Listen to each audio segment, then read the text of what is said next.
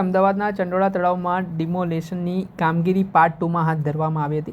અંદાજિત 2.5 lakh square metre જેટલી જગ્યા છે તે ખુલ્લી કરવામાં આવી છે। હજારો મકાનો કાચા પાકા ચંડોળા તળાવમાં હતા તે મકાનોને તોડી પાડવામાં આવ્યા છે। આજે પોલીસના જડબેસલાક બંદોબસ્ત વચ્ચે અમદાવાદ મ્યુનિસિપલ કોર્પોરેશનના અધિકારીઓ તેમજ અમદાવાદ પોલીસના અધિકારીઓ અને પોલીસ જવાનો વચ્ચે આ મેગા ડિમોલેશનની કામગીરી હાથ ધરવામાં આવી હતી, જેમાં આથી થોડાક સમય અગાઉ પણ એક મેગા ડિમોલેશનની કામગીરી હાથ ધરી હતી, જે ફેઝ 1ની કામગીરી હતી। તેમાં પણ 1500ની આસપાસ કાચા પાકા મકાનો છે તે તોડી પાડવામાં આવ્યા હતા। ત્યારે હવે ફેઝ 2ની કામગીરીમાં જે ચંડોળાના ફરતે આવેલો આખો વિસ્તાર છે તે તોડી પાડવામાં આવ્યું છે અને આગામી હજી 1-2 દિવસ છે તે આ કામગીરી લંબાવવાની છે ને આખું ઓપરેશન ચંડોળા ક્લીન જે નામ આપવામાં આવ્યું છે તે નામના સંદર્ભમાં જ હવે કાર્યવાહી કરવામાં આવી રહી છે। ત્યારે આ મામલે સ્થળ પર પહોંચેલા અમદાવાદના જેસીપી सरस सिंगल શું કહી રહ્યા છે તે સાંભળી લો। चंडोला में दूसरी फेज की कामगिरी चल रही है, किस प्रकार से कामगिरी है, कितनी पुलिस फोर्स लगी गई है?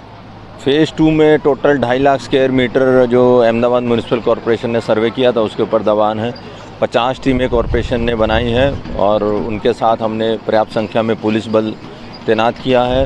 3000 से ज़्यादा पुलिस यहाँ हाजिर है। हर टीम का अलग अलग काम है। कोई रेस्क्यू टीम है, सर्च टीम है, कॉर्डन के लिए अलग टीम है, एंटी मोर्चा टीम है, रिज़र्व पुलिस है और सीनियर अधिकारी भी यहाँ स्थल पे हैं। सब वो सब सुपरविज़न कर रहे हैं। और जैसा कि टोटल 2.5 लाख स्क्वायर मीटर पे 8000 जितने झोपड़े हैं और कमर्शियल दुकानें हैं उनको दूर किया जा रहा है। और ये जब तक दुकानें दूर और झोपड़े दूर नहीं होंगे वो ये कार्यरत चालू रहेगा फेज़ 2। और मुझे उम्मीद है कि जनता भी समझ गई है कि तालाब के ऊपर किसी भी टाइप की कंस्ट्रक्शन या गैरकायदेसर काम नहीं हो सकता, तो वो भी सहकार करके खाली कर रही है। और मुझे उम्मीद है कि 2 दिन में ये पूरा चंडोला तालाब बिल्कुल फिर से जो पहले 2000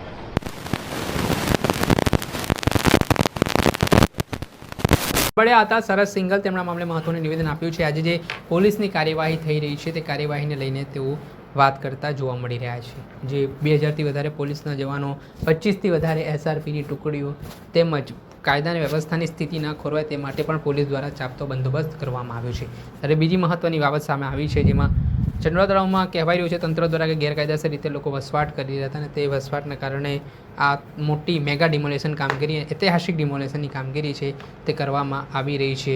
સાથે જ 2010 પહેલાં જે લોકો અહીંયા વસવાટ કરતા હતા તેમને પુરાવાના આધારે EW આવાસ યોજના અંતર્ગત મકાન પણ આપવામાં આવશે। ત્યારે આજના જે દ્રશ્ય સામે આવ્યા, લોકોએ પોતાની વેદના, પીડા વ્યક્ત કરીને નારાજગી પણ દર્શાવી છે। દર્શક મિત્રો, એન કવરેજ ન્યૂઝને આપ લાઇક કરી લો, સબસ્ક્રાઇબ કરી લો અને શેર કરવાનું ભૂલતા નહીં।